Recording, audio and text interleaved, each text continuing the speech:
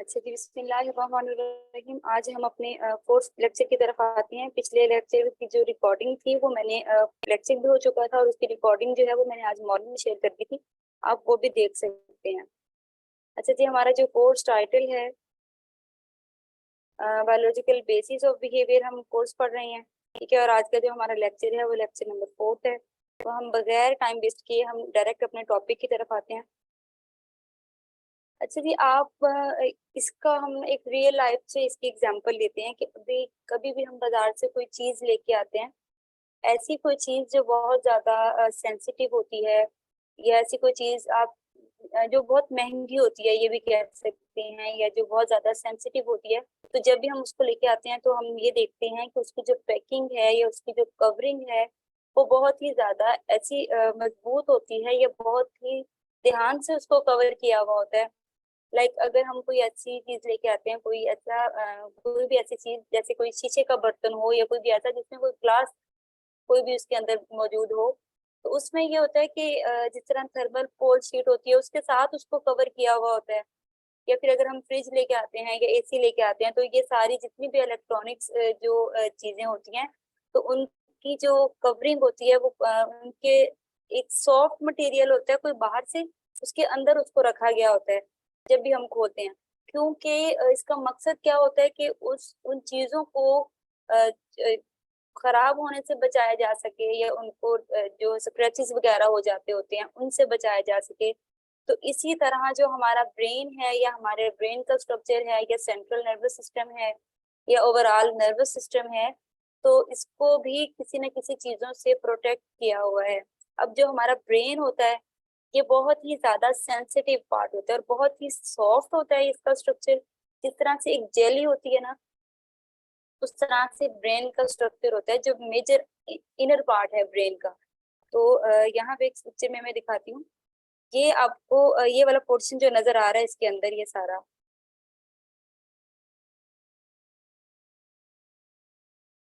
ये सारा पोर्शन जो है वो आपको नजर आ रहा है।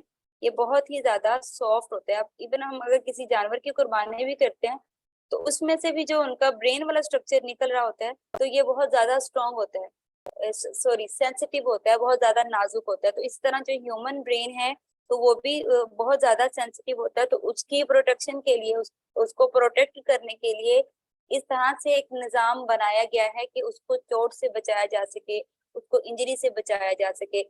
तो वो चीजें या वो प्रोटेक्टर या वो प्रोटेक्टेड शीट जो ब्रेन को चोट से बचाती है उसको हम मेनिंजेस कहते हैं। यानी कि हमारे ब्रेन को जिस मोटी मोटी या एक स्ट्रॉन्ग या टफ लेयर्स के साथ कनेक्ट किया हुआ है, उसके साथ प्रोटेक्ट किया हुआ है, उन लेयर्स को हम मेनिंजेस कहते हैं। यानी कि ब्रेन को समझने से पहले हम देखेंगे कि किस स्ट्रक्चर के साथ उसको कवर किया हुआ है। ठीक है, उन लेयर को जिनके साथ ब्रेन को कवर किया हुआ है उनको हम मेनिंजेस कहते हैं। अभी ये क्या होते हैं, कहते हैं कि जो सारा का सारा जो नर्वस सिस्टम है उसमें क्या क्या चीजें आ जाती है हमारे नर्वस सिस्टम में। हमारा ब्रेन आ जाता है, स्पाइनल कॉर्ड आ जाता है, कुछ हमारी नर्व्स होती हैं, क्रेनियल नर्व्स होती हैं और स्पाइनल नर्व्स होती हैं।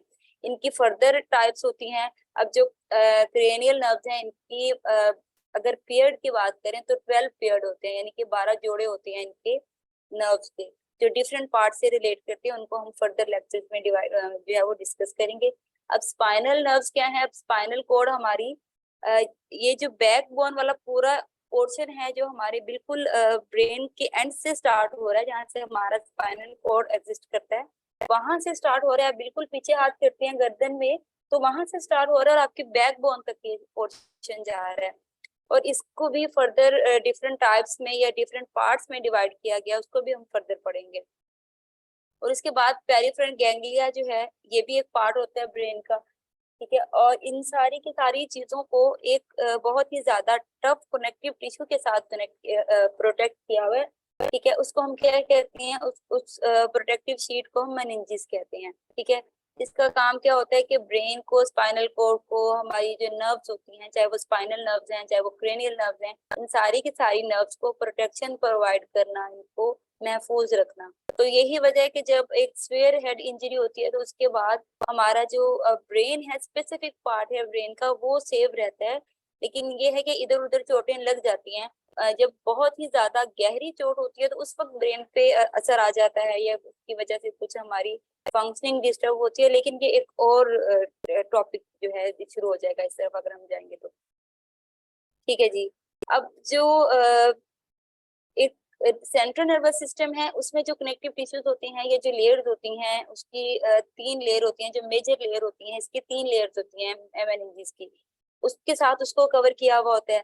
जबकि जो पेरिफेरल नर्वस सिस्टम है, इनके सेंट्रल नर्वस सिस्टम को तो 3 लेयर्स उसकी कवर कर रही है, जबकि जो पीएनएस है इसको मेनिंजेस की 2 लेयर्स जो है वो कवर कर रही होती हैं, ताकि उसको प्रोटेक्ट किया जा सके चोट से या स्वेयर हेड इंजरी से के दौरान, जब ब्रेन को झटके से बचाया जा सके। ठीक है। अब ये जो स्ट्रक्चर आपको नजर आ रहा होगा, अच्छा इसको हम साथ साथ डिस्कस करते हैं जब हम उसकी टाइप्स पढ़ते हैं लेयर्स की। अब कितनी लेयर्स होती हैं? जो है ये मेनिंजेस की जो बेसिक लेयर्स होती हैं वो 3 लेयर्स होती हैं। एक को हम डूरा मैटर कहते हैं, दूसरी लेयर को हम जो है वो कहते हैं अरेक्नोइड मेम्ब्रेन, और थर्ड को पिया मैटर कहा जाता है। यानी कि इनके तीन तीन लेयर्स होते हैं और उनको इसी नामों से जो है वो पुकारा जाता है या कहा जाता है। अब जो है ये ड्यूरा मैटर, ये कौन सी वो होती है, लेयर होती है? ये सबसे आउटर जो लेयर होती है ना, सबसे ऊपर वाली लेयर। लेकिन इससे पहले भी कुछ चीजें एग्जिस्ट कर रही होती हैं। वो कौन कौन सी चीजें एग्जिस्ट कर रही होती हैं? जैसे आपने सुना होगा या कहते होंगे कि स्कैल्प में एक बंदे की डैंड्रफ है या कुछ भी इस टाइप की चीजें, तो वो हिस्सा हमारे सर का जहाँ पे हमारे बाल ग्रो करते हैं ना, हेयर ग्रोथ हो रही होती है, उसको हम स्कैल्प कहते हैं। बिल्कुल ये वाला हिस्सा जहाँ पे हमारे बाल उगते हैं, ठीक है, इसको हम स्कैल्प कहते हैं। यानी कि सिंपली ये कि वो बालों की जड़ें जहाँ पे हम कोई भी ऑयलिंग करते हैं या कुछ भी करते हैं, तो वो वाला हमारे सर का जो हिस्सा होता है बैरूनी तौर पर नजर आ रहा होता है, उसको हम कहते हैं स्कैल्प। अच्छा जी। अब स्कैल्प पे हेयर ग्रोथ होती है, ठीक है। उसके बाद जो उससे नीचे वाली लेयर होती है उसको हम कहते हैं जो है वो ये स्कल होता है बोन का। यानी कि एक हड्डियों का आप ये कह सकते हैं कि ढांचा होता है, या एक हड्डी का एक फ्रेमवर्क होता है, ठीक है। एक स्ट्रॉन्ग बोन से बना हुआ एक फ्रेम होता है। इसका क्या काम होता है कि ये ब्रेन को स्वेयर इंजरी से बचाए या उसको प्रोटेक्ट करे, ये इसका काम होता है। अब ये ना सिर्फ प्रोटेक्शन प्रोवाइड कर रही होती है ब्रेन को, बल्कि ये प्रॉपर स्ट्रक्चर भी बना रही होती है, क्योंकि ये बहुत ज्यादा स्ट्रॉन्ग वाली बोन होती है। तो हमारे हेड का या हमारा जो प्रॉपर स्ट्रक्चर किस तरह से बनेगा, तो ये जो बोन होती है स्कल बोन, ये प्रॉपर स्ट्रक्चर भी बना रही होती है। और उसके साथ साथ ब्रेन का जो पार्ट होता है, स्पेसिफिक पार्ट्स जो होती हैं, उनको भी प्रोटेक्शन प्रोवाइड करती है। बल्कि जो दूसरी लेयर है मेनिंजेस की, उनको भी प्रोटेक्ट कर रही होती है ये। अच्छा जी। उसके बाद पहले तो स्कैल्प तक हमारा हाथ जाता है, हमारी रसाई है कि हम उसको टच कर सकते हैं। उसके बाद हम फील जरूर कर सकते हैं कि उसके नीचे कोई एक बोन मौजूद है, हम उसको फील कर सकते हैं, लेकिन हम उसको डायरेक्टली टच नहीं कर सकते, डायरेक्टली हमारी वहां तक रसाई नहीं है। उसके बाद जो उससे नीचे वाली लेयर होती है उसको हम कहते हैं डूरा मैटर, जिसको अभी हम डिस्कस कर रहे हैं। बिल्कुल इसके नीचे वाली लेयर है, ठीक है। ये वाली जो लेयर आपको नजर आ रही होगी, ठीक है, इसको हम पढ़ते हैं इस डूरा मैटर, हम इस लेयर को पढ़ रहे होते हैं। अब इसमें क्या होता है, ये एक आउटर है, क्योंकि सबसे पहले स्कैल्प आ जाएगा, उसके बाद बोन आ जाएगी, बोन के बाद तीसरा जो हिस्सा ये होता है लेयर का होता है। तो ये एक बहुत ही ज्यादा टफ लेयर होती है और स्ट्रॉन्ग भी होती है। लेकिन ये फ्लेक्सिबिलिटी तो इसमें पाई जाती है, ये फ्लेक्सिबल होती है, लेकिन ये किसी भी तरह से आप इसको मोड़ नहीं सकते, स्ट्रेचेबल नहीं होती। लेकिन ये फ्लेक्सिबल जरूर होती है कि इसमें चोट के वक्त आपको महफूज रखती है। लेकिन ऐसा नहीं है कि जिस तरफ से आप इसको मोड़ना चाहें या मोड़ जाए, ऐसा नहीं होता। ये मुड़ती नहीं होती, लेकिन ये फ्लेक्सिबल जरूर होती है। तो इसको हम इसी के नाम से कहते हैं, डूरा मैटर कहते हैं। इसका मतलब क्या होता है कि कोई भी हार्ड चीज होती है, ठीक है, उसी की वजह से इसको डूरा मैटर कहा जाता है, क्योंकि ये हार्ड होती है, बहुत ज्यादा सख्त लेयर होती है ब्रेन की, सॉरी मेनिंजेस की जो लेयर होती है, ये बहुत ज्यादा सख्त वाली लेयर होती है। अच्छा जी। उसके बाद जो अगली लेयर होती है या दूसरे नंबर वाली लेयर होती है, जिसको हम मिडिल लेयर भी कहते हैं, ये है एरेक्नोइड मेम्ब्रेन। एरेक्नोइड मेम्ब्रेन का क्या काम है कि इसका पहले स्ट्रक्चर हम देख लेते हैं। इसका स्ट्रक्चर इस तरह से होता है, जैसे एक जिगजैग से, जैसी कोई चीज ले लें आपके, कोई भी जिगजैग बना हुआ है, या इस तरह से ले लें कि जैसे स्पाइडर नहीं होता, जैसे मकड़ी ने कोई जाला बनाया हुआ होता है, तो उसके अंदर इस तरह से चीजें शो होती हैं, ठीक है। यहाँ पे आपको नजर आ रहा होगा, बल्कि यहाँ पे क्लियर नहीं है। इस तरह से इसके अंदर जिस तरह एक फॉर्म होता है ना, बिल्कुल फॉर्म का स्ट्रक्चर होता है। यहाँ पे कोई और पिक्चर मिली तो मैं आपके साथ शेयर करूंगी। बिल्कुल फॉर्म का स्ट्रक्चर होता है, जिस तरह कोई भी फॉर्म होता है, जैसे हम यूज करते हैं डिफरेंट पर्पज के लिए, तो उस तरह का ये एक स्ट्रक्चर होता है। तो ये सॉफ्ट सा होता है थोड़ा। इसका काम क्या होता है? अच्छा जी, इसका ये वो कह रहे हैं कि वेब लाइक इसकी अपेयरेंस होती है, जैसे कि कोई जाल सा होता है उसके तरह की इसकी अपेयरेंस होती है। ठीक है। और इसका काम क्या होता है? डिफरेंट ये नेम्स इसके बताए हुए हैं कि ये स्पाइडर भी इसको कहा जाता है, इसको ट्रैक भी कहा जाता है, इसकी वजह से क्योंकि इसकी जो अपेयरेंस होती है वो एक स्पाइडर टाइप की है। इसमें लेयर्स वगैरह मौजूद होती हैं, लाइनें होती हैं, या इस तरह से जैसे एक जाला बना हुआ है, जिस तरह से एक फॉर्म के अंदर छोटे छोटे होल्स होते हैं, तो उस तरह से इसका स्ट्रक्चर होता है। तो उसके नाम की वजह से इसका ये नाम रखा गया है। अब ये क्या है, ये एक सॉफ्ट और स्पॉन्जी टाइप की उसकी ब्रेन की लेयर होती है। ठीक है। और इसका जो है काम क्या होता है, इस मेम्ब्रेन का, सॉरी, इस लेयर का काम ये होता है कि ये भी एक क्योंकि ये सॉफ्ट होती है तो ब्रेन को इंजरी से बचाना बेसिकली इसका काम होता है, कि इंजरी से बचाया जा सके। और ये ब्रेन के साथ भी क्लोजली अटैच होती है, और जो है वो स्पाइनल कोड के साथ भी क्लोजली अटैच होती है। और इसका ये सारी की सारी लेयर्स जो हैं ये ब्रेन में जो ब्लड की सप्लाई के लिए भी रोल प्ले करती हैं। वहां पे जो है एक लिक्विड पाया जाता है ब्रेन में, जिसको CSF कहते हैं, सेरिब्रो स्पाइनल फ्लूइड कहते हैं। तो उसकी रसाई जो है वो ब्रेन के लिए जरूरी होती है। यानी कि पूरा का पूरा जो ब्रेन है ये उसी पे मुश्तमिल है, ये उसी पे एग्जिस्ट कर रहा है। तो जो ब्लड वेसल्स हैं तो उनको ब्रेन में जाने के लिए अलाउ करती हैं, ताकि खून की सप्लाई अच्छी हो सके, या एक साफ सुथरा खून जो है वो हमारे ब्रेन को मिल सके, और उसकी जो सर्कुलेशन है, ब्लड सर्कुलेशन है, या ये CSF की जो सर्कुलेशन है वो आसानी से ब्रेन में पहुंच सके। तो ये मेम्ब्रेन जो है, ये एरोक्नाइड मेम्ब्रेन है, ये दूसरे एपिया मैटर है, या ये दूसरी मेम्ब्रेन है। तो ये सारी की सारी ये लेयर्स हैं उसकी मेनिंजेस की, ये सारी की सारी यही रोल जो है वो प्ले कर रही होती हैं। ठीक हो गया। उसके बाद तीसरी लेयर जो हमारे पास आती है उसको हम कहते हैं पिया मैटर। ये जो है बिल्कुल थर्ड वाली लेयर होती है। ठीक है। और ये ब्रेन की सरफेस के साथ अटैच करती है, क्योंकि इसका स्ट्रक्चर जो है वो थोड़ा नाजुक, नर्मो नाजुक आप इसको कह सकते हैं। और इनका काम क्या होता है कि ये ब्लड वेसल्स को ब्रेन तक पहुंचने में मदद देती हैं, ताकि ब्रेन जो है वो इफेक्टिवली वर्क कर सके, और उसके अंदर जो सेरिब्रो स्पाइनल फ्लूइड होता है वो आसानी से ब्रेन में पहुंच सके, और वहां पे जो है वो आसानी से ये वो कर सके, गर्दिश कर सके। सॉरी।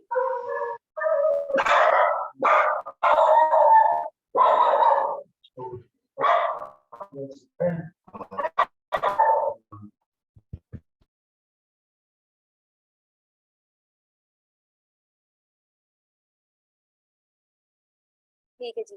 अगला जो है हम बात किसके बारे में कर रहे थे? पिया मैटर के बारे में बात कर रहे थे। क्योंकि अच्छा, ये दो जो लेयर्स होती हैं यहाँ पे, मैं आपको शो करवाती हूँ पिक्चर। ये दो जो लेयर हैं, पहली स्कैल्प है, उसके बाद बोन का स्कल आ जाता है, उसके बाद फर्स्ट लेयर है, उसके बाद उसके अंदर एक जो है वो ब्लड वेसल्स पाई जाती हैं, या आप इसको ब्लड वेनियस कह सकते हैं। ठीक है। उसके बाद तीसरी लेयर आती है। उसके बाद एक इन दोनों के दरमियान में एक गैप आ जाता है, कि जो मिडिल लेयर है उसके दरमियान में, जो फाइनल या आखिरी लेयर है जिसको हम पिया मैटर कहते हैं, इनके दरमियान में एक गैप आ जाता है। अच्छा, इस गैप को जो है, इसके ये जो गैप होता है, ये जो खाली जगह होती है, ये जो है वो CSF पे मुश्तमिल होती है, कि इसके अंदर ये वो सारा का सारा जो है वो लिक्विड पाया जाता है।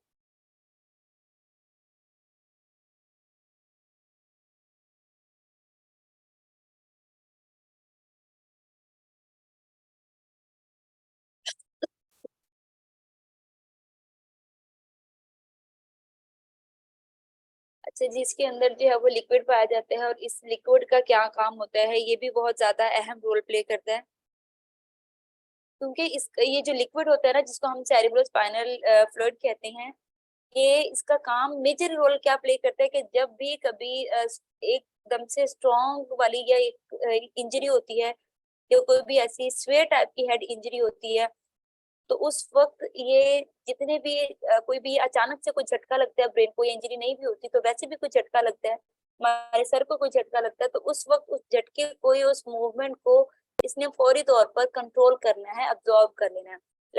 इस तरह से अगर हम अचानक से हेड मूवमेंट करते हैं तो हमारे सर को या हमारे ब्रेन को कोई फर्क नहीं पड़ता, क्योंकि इसके अंदर जो ये चीजें हैं, ये जो लेयर हैं, ये भी प्रोटेक्ट करती हैं ब्रेन को हिलने से, मूवमेंट करने से।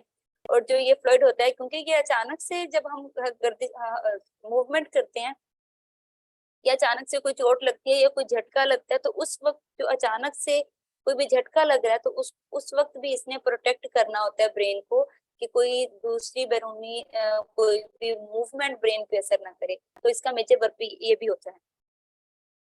अच्छा जी, इन दोनों गैप के दरमियान, इन दोनों लेयर्स के दरमियान में एक गैप पाया जाता है, उस गैप को सब एराक्नॉइड स्पेस कहा जाता है। और ये जो स्पेस होती है ये सीएसएफ से भरी भी होती है, फिल्ड होती है उसके साथ, ठीक है। अच्छा, यहाँ पे स्ट्रक्चर बता रहे हैं वो कि आउटसाइड की अगर हम बात करें नर्वस सिस्टम की, तो वहां पे ड्यूरा मैटर और पिया मैटर जो है वो, ये दोनों मिलकर काम कर रही होती हैं। और ये किन किन चीजों को कवर करती हैं? स्पाइनल कोड को, क्रेनियल नर्व्स को, या स्पाइनल और क्रेनियल नर्व्स को भी करती हैं। और उसके साथ साथ पेरिफेरल जो गैंग्लिया है उस वो हिस्सा भी होता है ब्रेन का, उसको भी हम डिस्कस करेंगे। तो ये जो है इन सारी चीजों को कवर कर रही होती हैं। अब ये सब एराक्नॉइड स्पेस क्या होती है कि एक दोनों दो लेयर्स के दरमियान मिडल और जो बिल्कुल एंडिंग लेयर होती है, यानी कि एराक्नॉइड मेम्ब्रेन के दरमियान में और पिया मैटर के दरमियान में एक स्पेस आता है, जो कि स्पेस सेरिब्रो स्पाइनल फ्लूइड से भरा हुआ होता है, फिल होता है। तो इस स्पेस को हम क्या कहते हैं? इसको हम सब एराक्नॉइड स्पेस कहते हैं, ठीक है। अब ये जो लिक्विड होता है ये क्या होता है? ये कहते हैं कि ये जैसे कि ब्लड प्लाज्मा होता है, यानी कि एक लिक्विड टाइप का, ब्लड की टाइप का ये एक लिक्विड होता है। और ये वेंट्रिकल का सिस्टम, इनको भी हम करेंगे कि ये वेंट्रिकल के साथ भी डील करता है ब्रेन की, उनको भी हम आगे डिस्कस करेंगे। और उसके साथ ये जो हम जिसको अभी हम डिस्कस कर चुके हैं कि सब अरेक्नॉइड स्पेस है, तो ये उसके साथ भरी हुई होती है। और ये रोल क्या प्ले करता है कि अचानक से जो मूवमेंट होती है या हेड इंजरी होती है, उससे हमें या हमारे ब्रेन को बचाता है कि कोई ना कोई खराबी पैदा ना हो या हमारी कोई ना कोई फंक्शनिंग डिस्टर्ब ना हो। यहाँ तक किसी का कोई क्वेश्चन है तो वो पूछ सकते हैं।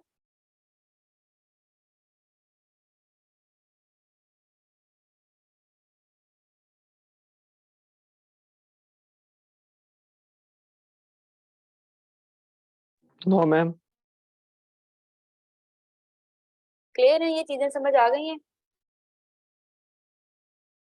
अब इसके साथ साथ अगली चीज पे आते हैं। और ब्रेन में कुछ वेंट्रिकल्स भी होती हैं। अब ये वेंट्रिकल्स क्या होती हैं? इस पिक्चर में आपको नजर आ रहा होगा, ये जो वेंट्रिकल्स होती हैं ये बिल्कुल हॉलो सीरीज होती हैं, ठीक है, जिस तरह से एक खोखली कोई चीज होती है। और ये इनको ये एक एक दूसरे के साथ कनेक्ट करती हैं, ठीक है। तो जिस तरह से एक चैम्बर कर रहा होता है, तो इसलिए इनको जो है वो वेंट्रिकल भी कहा जाता है। और ये जो वेंट्रिकल्स होती हैं, इन ये भी मुश्तमिल होती हैं सीएसएफ पे, ठीक है, ये उस पे मुश्तमिल होती हैं। अब इनकी कितनी टाइप्स होती हैं इन वेंट्रिकल की? वैसे तो अगर हम टाइप्स की बात करें ना, नंबरिंग के अकॉर्डिंग, तो 4 टाइप्स होती हैं, first, second, third and fourth. लेकिन जो फर्स्ट एंड सेकंड लेयर की टाइप है ना, फर्स्ट एंड सेकंड लेयर की टाइप है, उसको हम जो है वो लेटरल वेंट्रिकल्स के मायनों में पढ़ेंगे, ठीक है। क्योंकि हम कभी भी इनको अलग से नहीं पढ़ते, हम इसको हम लेटरल वेंट्रिकल्स के नाम से पढ़ेंगे, क्योंकि इसमें ये दोनों आ जाती हैं, पहली भी और दूसरी भी। उसके बाद दूसरी जो लेयर होती है या वेंट्रिकल होती है उसको हम कहते हैं थर्ड। और जो फोर्थ होती है उसको हम फोर्थ ही कहते हैं। यानी कि टाइप्स होती हैं, लेकिन थर्ड फोर्थ को उनके उन्हीं नामों से बुलाया जाता है। जबकि जो फर्स्ट एंड सेकंड है उसको कभी भी फर्स्ट सेकंड नहीं पढ़ा जाता, उसको जो है हमेशा से लेटरल वेंट्रिकल्स पढ़ा जाता है। अब ये लेटरल वेंट्रिकल्स क्या होती हैं? ये वेंट्रिकल्स जो है वो फर्स्ट सेकंड तो होती हैं, वो कह रहे हैं, लेकिन कभी भी हम इनको फर्स्ट और सेकंड के टर्म में नहीं पढ़ते। और ये ब्रेन का बहुत सारा हिस्सा जो है वो ये कवर करती हैं। और ये एक कनेक्ट होती हैं दूसरी जो है, यानी कि ये दोनों है, फिर आगे तीसरी के साथ कनेक्ट होती हैं, तीसरी चौथी के साथ कनेक्ट होती है। अब इनका फंक्शन क्या है वो हम आगे पढ़ेंगे, पहले हम ये होती क्या है हम वो देख लें। सेकंड क्या है? सेकंड जो है ये मिड ब्रेन में, मिड लाइन जो होती है ब्रेन की, ये वहां पे लोकेटेड होती है, जैसे आप यहाँ पे देख सकते हैं। ठीक है, यहाँ पे शो हो रही है पिक्चर में। फर्स्ट ये दोनों, ये वाला जो पोर्शन है, ये दोनों चुके हैं, तो इन दोनों को हम लेटरल कहेंगे। एक ये वाली हो गई और एक ये वाली हो गई। ठीक है, यहाँ पे इसको ये मूव किया हुआ है तो इसके पीछे दूसरी लोकेटेड है, तो इस वजह से इन दोनों को हम लेटरल वेंट्रिकल्स कहते हैं। उसके बाद ये जो इसके साथ इनके दरमियान यहाँ पे एग्जिस्ट करती है, इसको हम कहते हैं थर्ड। और इनके दरमियान में एक छोटा सा गैप आ रहा है, यहाँ पे भी आप देख सकते हैं कि इनके दरमियान में, सॉरी गैप नहीं आ रहा, इनके दरमियान में एक छोटी सी पतली सी लेयर आ रही है, और यहाँ पे फोर्थ वेंट्रिकल जो है वो एग्जिस्ट करती है। अब ये जो दरमियान वाला पार्ट है, इसको हम कहते हैं सेरिब्रल एक्वेडक्ट। ठीक है, ये एक्वेडक्ट जो है ये भी इन दोनों को कनेक्ट कर रहा है, ये इन दोनों को मिला रहा है तीसरी और चौथी वेंट्रिकल को, जबकि दूसरी जो लेटरल वेंट्रिकल्स है उनके साथ तीसरी मिल रही है। और जो क्योंकि ये मिड में लोकेटेड है, और उसके बाद दरमियान में एक छोटी सी पतली सी लेयर आ रही है, उसको हम क्या कहते हैं, उसको हम सेरिब्रल एक्वेडक्ट कहते हैं। और उसके बाद वो किसके साथ कनेक्ट करती है, फोर्थ लेयर के साथ या फोर्थ वेंट्रिकल्स के साथ।